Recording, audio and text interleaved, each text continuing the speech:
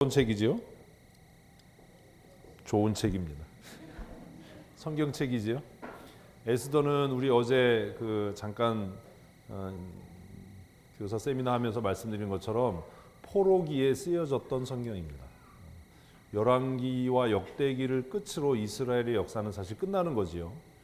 그리고 이제 포로로 잡혀갑니다. 예레미야의 예언처럼 포로로 잡혀가서 긴 시간 동안 70년 동안 포로 생활을 하게 되는데, 그 포로기에 있었던 일을 기록하고 있는 성경 중에 하나가 에스더입니다.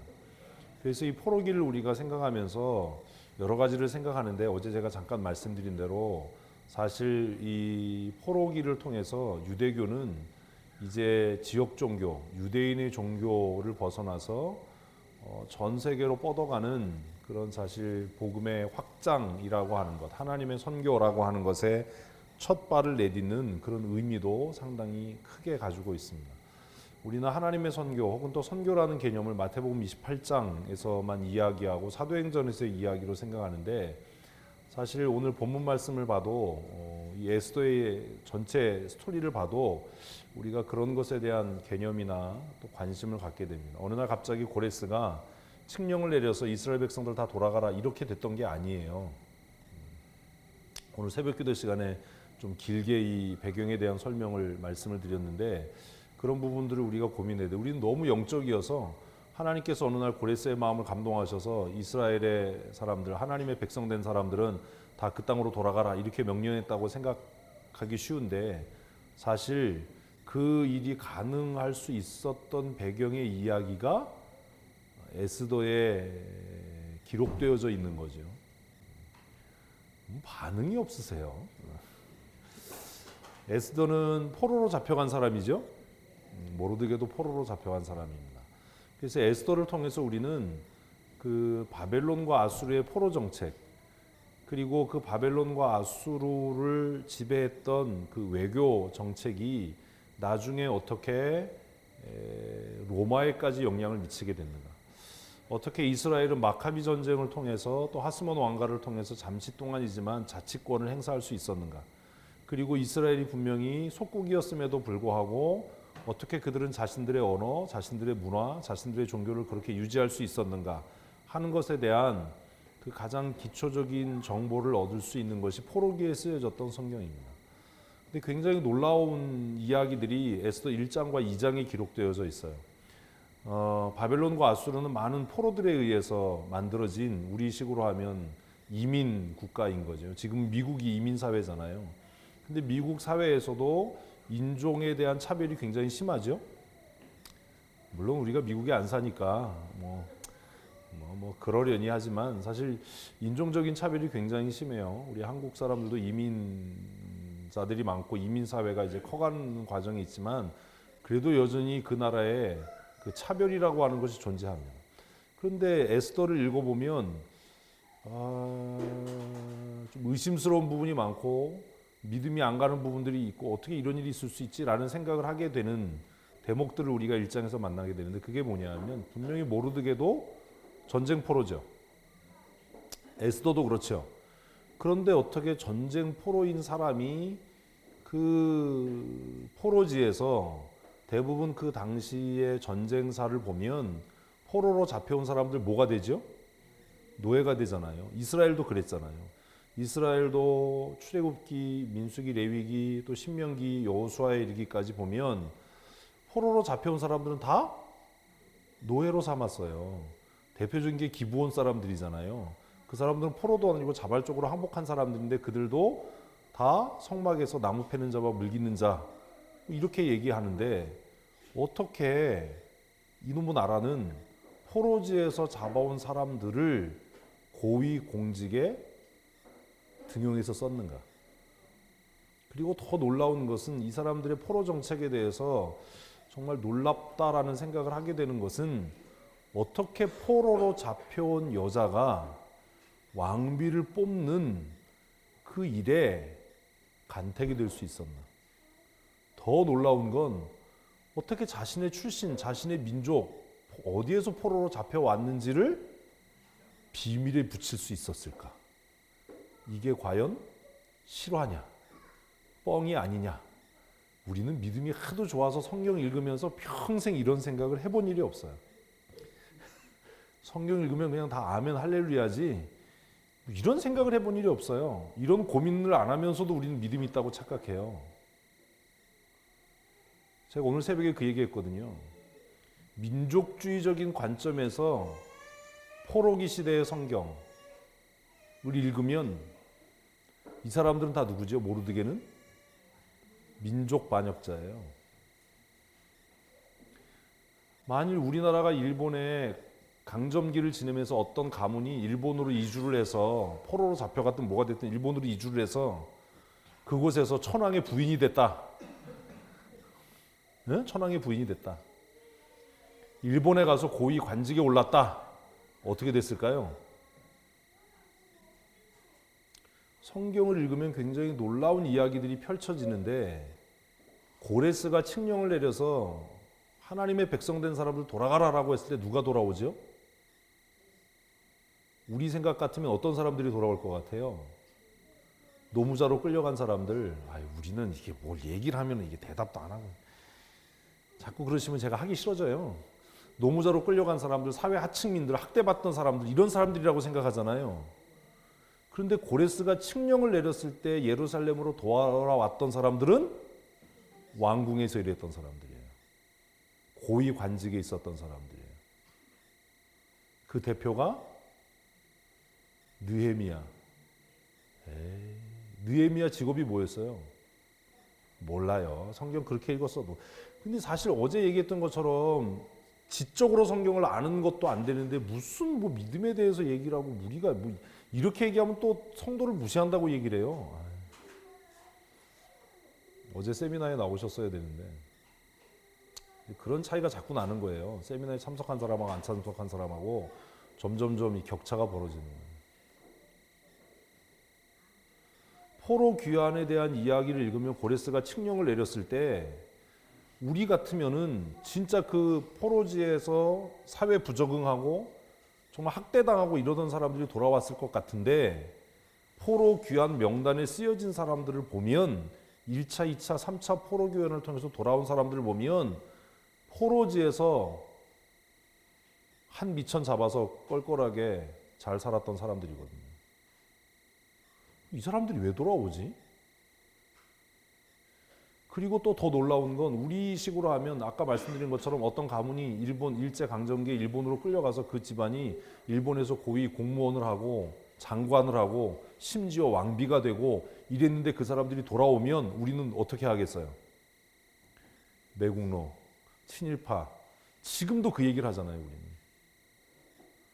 그런데 이스라엘이 포로에서 돌아와서 나라의 기초를 쌓고 나라를 재건했던 사람들은 다 그 사람들이거든요. 우리는 성경을 사실 그래서 잘 이해를 못하는 거예요. 그냥 껍데기만 읽는 거예요. 이 성경 문제를 좀 어렵게 내야 되는데 사실 고민이 많아요. 제가 오늘 문제 안 드렸죠? 왜 안 드렸는지 아세요?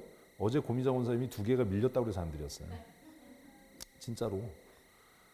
성경 문제가 성도를 낙심케 하는 일이 되면 안 된다. 그래서 밀린 걸 빨리 내라. 그래서 어제 조금만 얘기한다고 하더니 주구장창 얘기도 잘하더라고. 우리는 마이크만 잡으면 아주 그냥 끝낼 줄을 몰라요.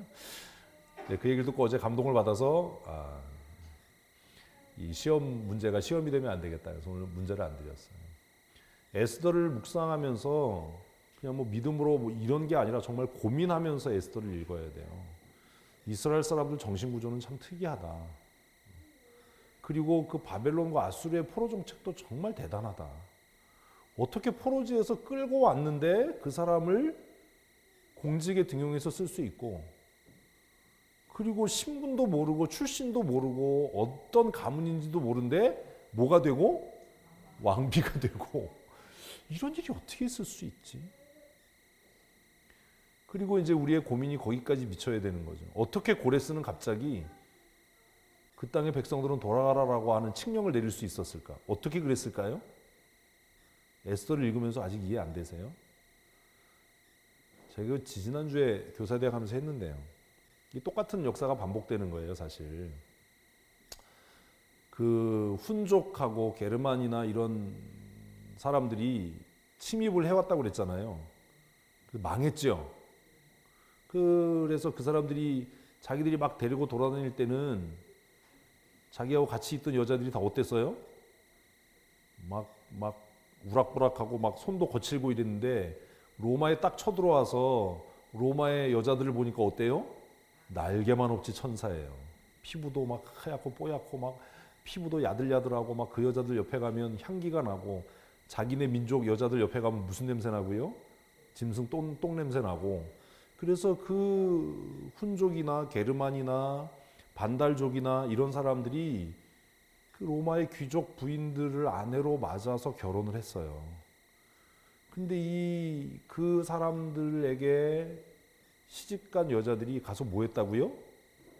열심히 전도했죠, 남편을. 그래서 나중에 유럽 전체가 복음화되는 일에 굉장히 큰 영향을 끼칩니다. 그 게르만의 이동, 야만족의 우리가 침략이라고 우리는 세계사에서 배우는데 그것도 굉장히 좀 표현이 좀 그렇죠. 사실 뭐 반달족 이 사람들은 조금 야만족이긴 해요. 그 사람들은 그 문화재에다 막 그림 그리고 낙서하고 막 파손하고 훼손하고 이래서 지금도 아무데나 낙서하고 이러는 걸 반달리즘이라고 하는데 그게 거기에서 온 거거든요. 반달족이 하는 짓거리. 예? 이 사람들은 로마에 들어와서 막 그냥 파괴를 하고 이랬으니까. 교황권이 강화된 이유가 황제가 그 게르만이나 훈족이나 반달족의 침입을 막을 수가 없었어요. 그들이 와서 로마의 그 막 고풍스럽고 찬란한 문화재를 파괴할 때 황제는 아무것도 할 수가 없었어요. 근데 그때 딱 나서가지고 이러면 안 돼라고 단판을 지었던 사람이 교황이에요. 그래서 그때부터 교황권이 강화되기 시작해서 중세의 암흑기를 여는 그런 이유, 원인이 되는 게 사실 그런 겁니다. 이 얘기를 왜 드리냐면 똑같은 얘기인 거예요. 성경은요, 제가 여러 번 말씀드렸잖아요. 그냥 진공 상태에서 쓰여진 게 아니다. 에스더 같은 여자가 왕비가 돼서 했던 일이 뭐겠어요? 에스더 그렇게 읽었는데 에스더를 뭐 한두 번 읽으셨어요, 여러분들이? 3번 읽었죠? 에스더를 그렇게 읽었는데 에스더가 나중에 한 일이 뭐예요? 남편 고 삶은 거잖아요. 그죠? 에스더 묵상하면서 그 고민을 하셔야 돼. 에스더 끝으로 가면 이 불임절이라고 하는 절기가 생겨지면서 가짜 유대인들이 급증해요. 응? 불임절 절기를 보내면서 누가 위세를 떨치는 거예요? 유대인 이러면 아무도 못 건드리는 거예요. 나 히브리 사람 이러면 막 사람들이 다 터설기는 거예요. 그러니까 옆에서 보던 포로로 잡혀온 어디서 족보도 없는 사람들이 어디 가서 뭐라 그러는 거예요? 나 유대인이야 이렇게 사칭하는 사람들이 생기기 시작했어요. 성경을 읽어도 우리는 그런 고민 안 하죠. 그냥 뭐 믿습니다 아멘 하고 끝나니까. 사실 고레스가 그런 칙령을 내리게 된 배경이 되는 게 에스더 같은 성경이에요. 무슨 얘기냐 하면 이미 포로로 잡혀간 많은 여자들이 상류 사회로 진출해서 그 나라의 지도층 남자들과 결혼을 해서 이미 그 지도층에 있는 사람들이 무엇에 대해서? 유대인과 유대 문화에 대해서 존중하는 태도, 배려하는 마음을 가졌던 거예요. 우리는 너무 믿음이 좋아서 하나님이 어느 날 갑자기 고레스에게 야 이스라엘 백성 다 돌아가라고 해. 아멘. 이래서 한 것 같잖아요. 또 대답도 하니. 사실 그런 배경이 되는 게 에스더라는 거예요. 그래서 에스더를 읽고 큐티하고 묵상하면서 성경을 보는 이런 관점들이 좀 새로워져야 해요. 그래서 1장, 2장 읽으면 정말 황당한 얘기가 나오는 거예요. 어떻게 자기 민족 어디 출신인지도 밝히지 않았는데 포로로 잡혀온 게 분명한데 뭐가 될 수 있나? 왕비가 될 수 있나? 이게 정말 가능한 일인가? 그러면 이 사람들의 포로 정책이 굉장히 개방된 거죠. 우리는 똑같은 한국 사람인데도 처음 만나면 뭐 물어요? 고향이 어디냐 이거 묻고, 그 다음에 묻는 게 나이잖아요. 이제 딱 봐서 몇 살이야 이래가지고 이제 딱 우리 질서를 딱 잡으려고 그러잖아요. 근데 어떻게 이 나라는 그 인도로부터 구스까지 새벽에 말씀드린 것처럼 여기서 말하는 인도는 지금의 인도를 얘기하는 게 아니에요. 파키스탄 지역을 이야기합니다. 그 넓은 영토를 다스리는 이 어마어마한 제국이 이 나라를 통제하고 이끌어가는데 어떻게 이럴 수 있었을까? 여러 이민사회, 이민자들로 인해서 만들어진 제국을 통제하려면 첩보가, 정보가 굉장히 중요한 거잖아요. 네? 뭐 벽에다 얘기하는 것 같아. 근데 이놈의 나라는 이 사람이 어디 출신인지 어느 민족인지도 모르고 뭐 하나 보고 얼굴을 봤는지 믿음을 봤는지 몸매를 봤는지 모르겠지만 하여튼 에스더를 보자마자 그냥 이 여자야 이러고 왕비를 삼는 이런 황당무계한 일이 어떻게 있을 수 있을까? 적어도 그런 고민을 해야 여러분이 이제는 성경을 조금 읽을 줄 아는 사람 축에 끼는 겁니다. 그냥 뭐 성경 읽고 그냥 이게 재밌는 얘기네 이러면 진짜 성경을 아직 대하는 훈련이 안 돼 있는 거예요. 1장과 2장은 이 엄청난 이야기를 지금 합니다. 그래서 우리는 에스더 1, 2장을 통해서 디아스포라기에 있었던 유대인의 흩어짐을 통한 세계사의 변화, 너무 거창한가요? 사실 이스라엘이 패망해서 북쪽이 몇 년이요? 어제 했잖아요, 고민정 목사님. 586만 하지 말고 722년에 무너지고 남쪽 유다? 586. 그거 확실하게.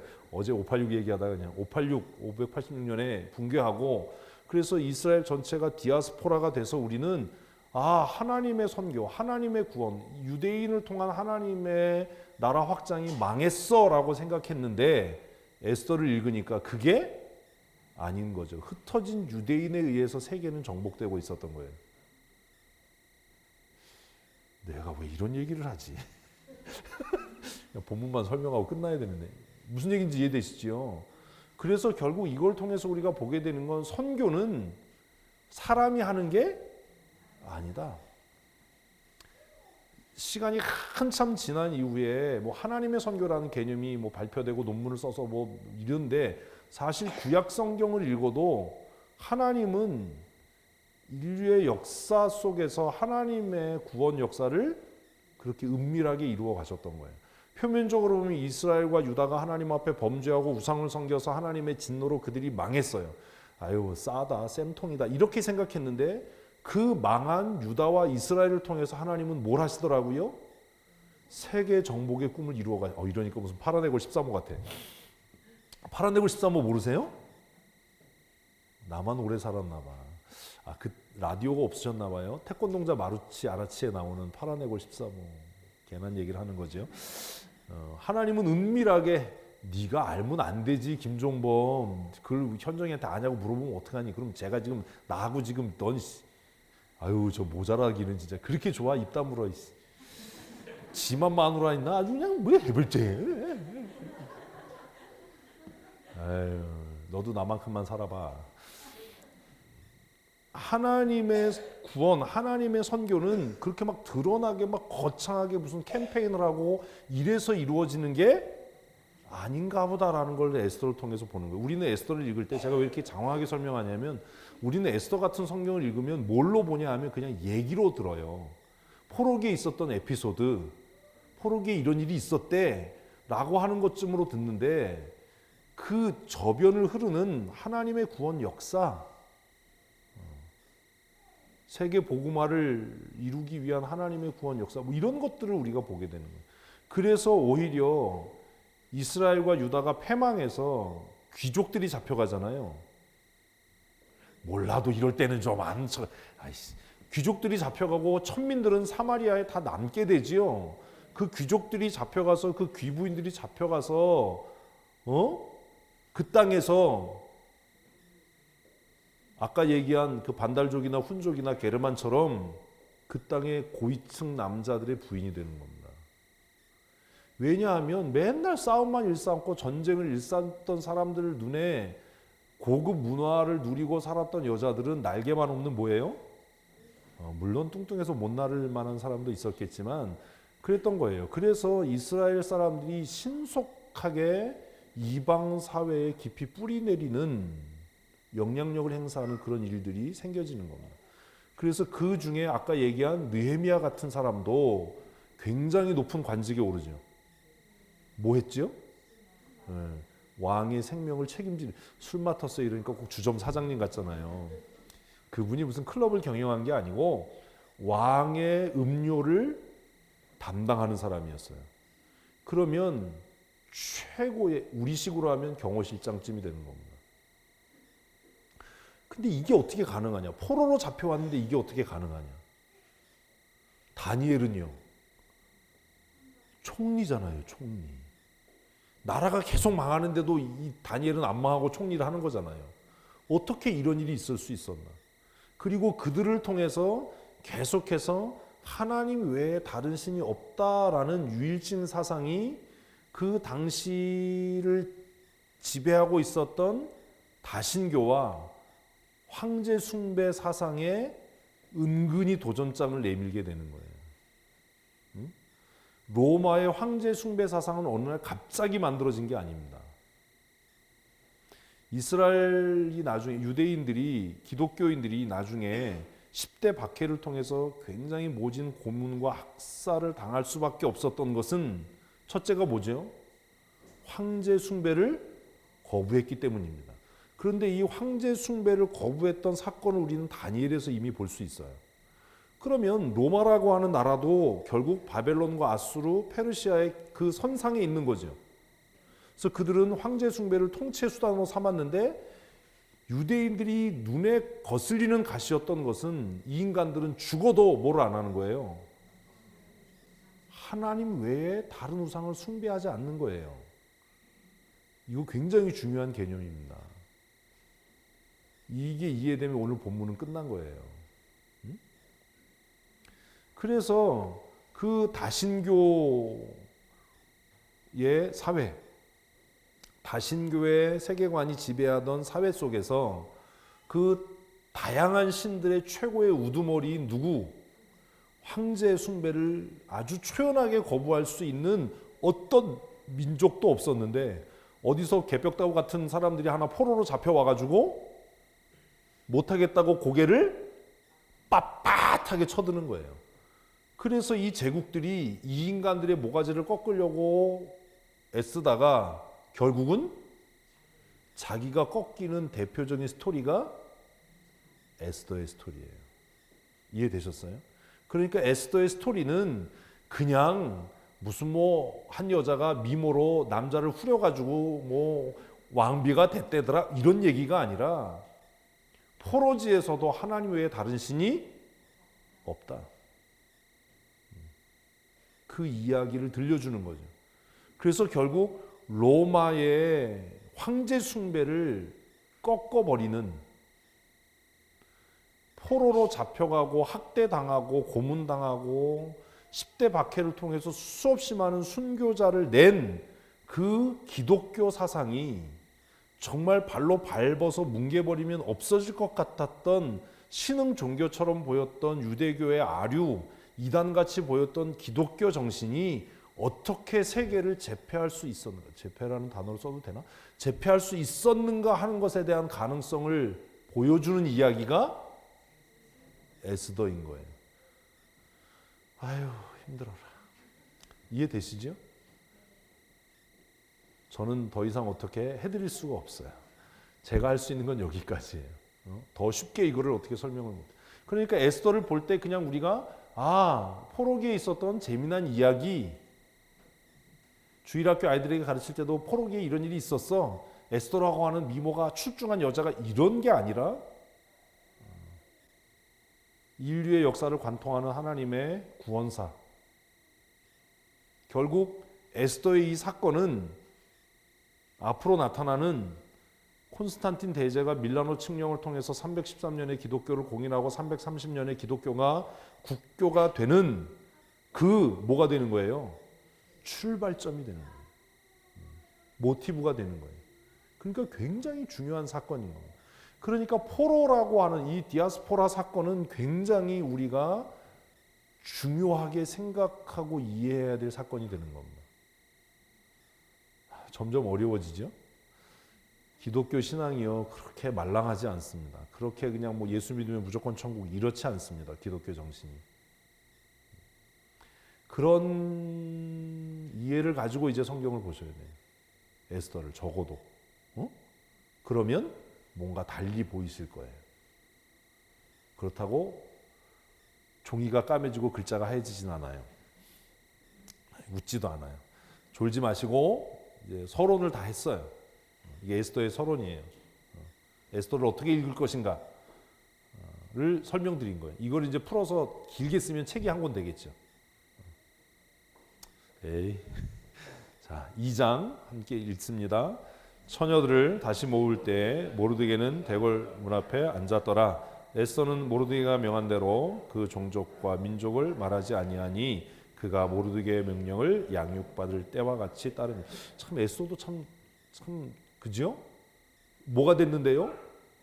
대제국의 왕비가 됐는데 그 모르드게의 말을 순종하는 거예요. 이런 사람이 복 받아요.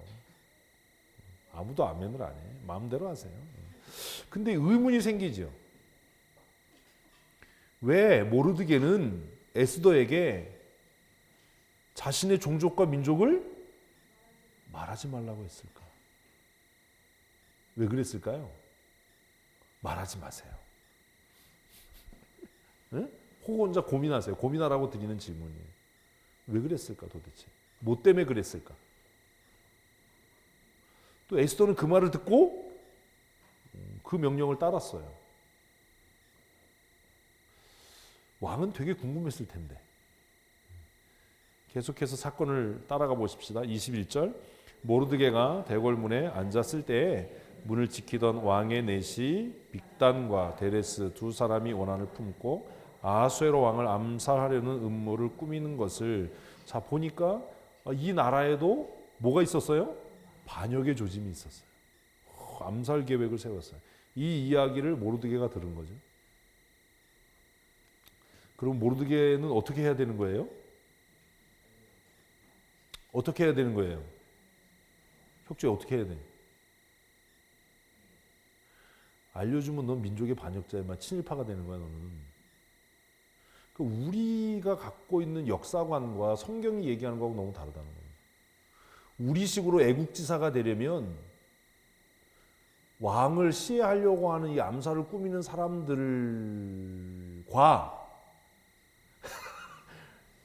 연맹을 맺어서 도시락 폭탄은 아니더라도 무슨 얘기인지 아시겠어요?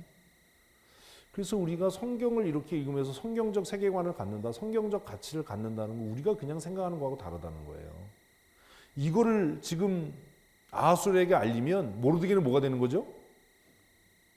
아니 쉽게 얘기하면 이런 거야. 어떤 사람이 일본 천황을 죽이려고 암살 계획을 세웠어. 혁주야. 네가 그걸 들었어. 근데 네가 그거를 일본 경시청에 고발해가지고 그놈들이 잡혔어. 그럼 넌 뭐가 되는 거야? 민족 반역자가 돼. 맞죠? 아니 도시락 폭탄이라도 던져야 이게 시원치 않. 그죠? 성경은 우리 생각하고 참 많이 다르다. 근데 우리는 얼마나 순진하게 성경을 읽냐면 이걸 읽으면서 이런 고민을 안 해요. 수없이 에스더를 읽었는데 이런 고민 안 한다고요. 그 모르드게가 잘했어 이렇게 생각해요. 이걸 바꿔서 얘기하면 얘기가 달라지잖아요. 누가 일본 천황을 죽이려고 그러는데 내가 그거를 일본 경시청에 꼬발려고 고자질해 가지고 그 사람이 잡혀갔어요. 그리고 내가 훈장을 받았어. 그럼 난 뭐가 되는 거예요? 영원한 민족 반역자, 매국노의 집안. 그래서 대대로 우리 집안은 친일파 이렇게 되는 거잖아요. 에이씨. 근데 성경은 참 다르다. 구약에 창세기, 출애굽기, 레위기, 민수기, 신명기, 여호수아쯤까지를 보면 선민의식이라고 하는 것, 하나님의 택함 받은 민족이라고 하는 것 굉장히 강하게 대두되죠. 그런데 그 뒤를 지나서 사무엘, 열왕기 이렇게 가다 보면 뭔가 조금 여러분들 하도 믿음이 좋아서 그런 의심이 안 생기나 본데 조금 달라지고 있다. 그러다가 에스더에 오면 이게 뭐지? 우리 생각 같아서는 모르드게는 이 시점이 되면 이 사건을 왕에게 고하지 말고 아수에로가 죽은 틈을 타서 뭐 해야 돼요? 독립운동해야죠. 그죠? 그래야 애국자잖아요. 이게 민족신학이잖아요. 아씨, 이런 얘기하면 다 잡혀가는데. 그죠? 그런데 왜 모르드게는 우리의 기대와 다른 방향으로 일을 하냐? 근데 우리는 왜 이걸 읽으면서도 고민이 없냐? 왜냐하면 우리는 성경을 신화로 읽거든요. 역사로 읽지 않고 사실로 읽지 않는다고요. 아하수에로는 에스더와 유대인들 입장에서 보면 뭐예요? 왼수잖아요. 우리식으로 하면 일본 천황이잖아요. 응? 아, 이분들은 또 아닌가 봐. 고민스러운 거잖아요. 누군가가 뭐 도요토미 히데요시를 살해하려고 하는데 그 정보를 들었어요. 그럼 우리는 어떻게 해야 돼요? 힘을 합해서 그 일을 해야죠. 우리 그렇게 교육을 받았잖아요. 근데 지금 에스더에 오니까 그 일이 생겼을 때 어떻게 하라는 거예요? 가서 일르라는 거예요. 이거 뭐지? 성경 왜 이러지? 그런 고민 안 하세요? 에이, 안 하시면 마세요.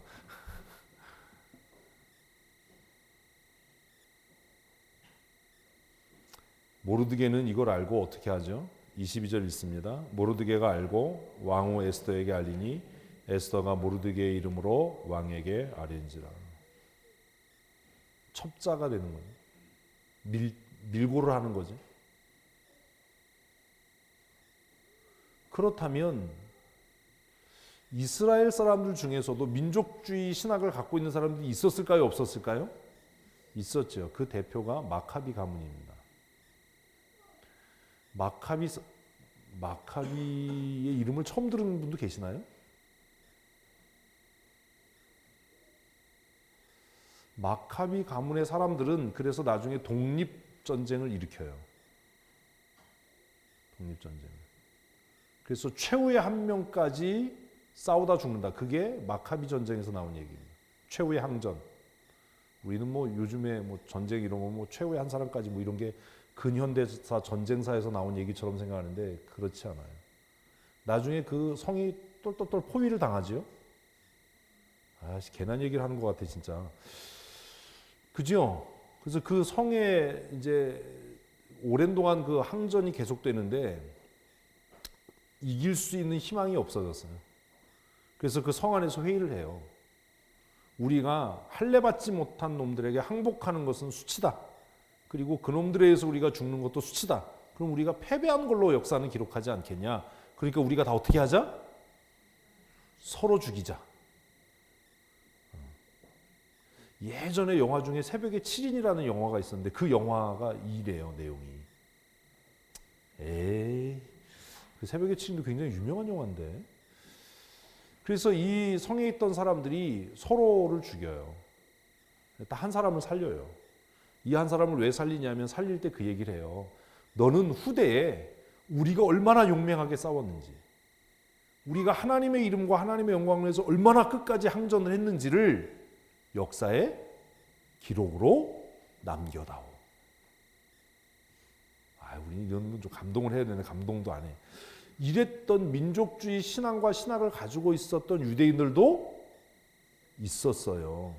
그러면 이런 민족주의 신앙과 신학을 갖고 있었던 유대인들의 입장에서 모르드게는 어떤 사람이죠? 무슨 얘기인지 이해되세요?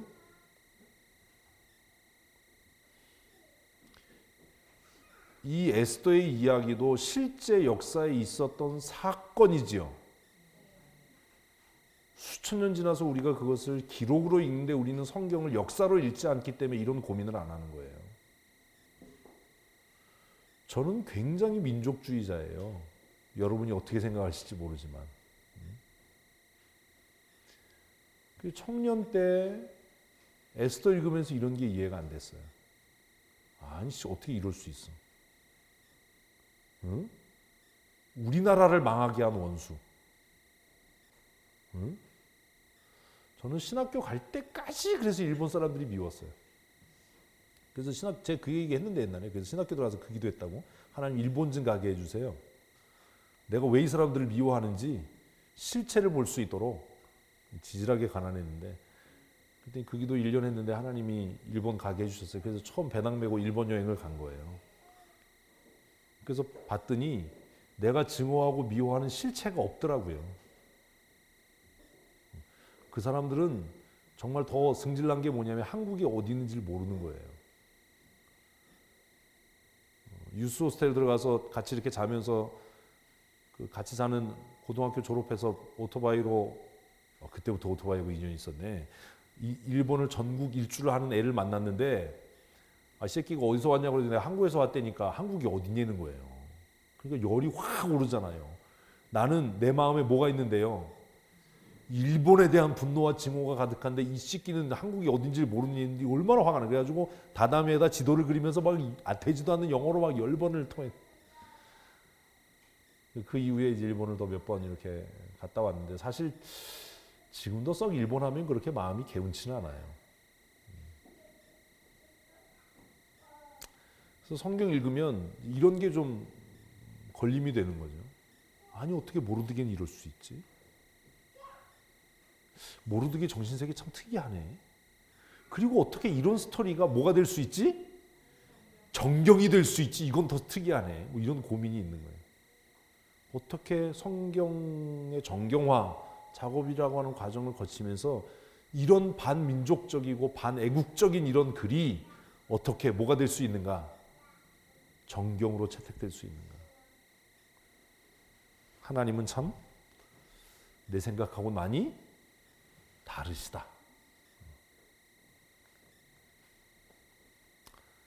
어쨌든 모르드게가 이 일을 알려서 왕은 살지요. 23절 시작. 조사하여 실증을 얻었으므로 두 사람을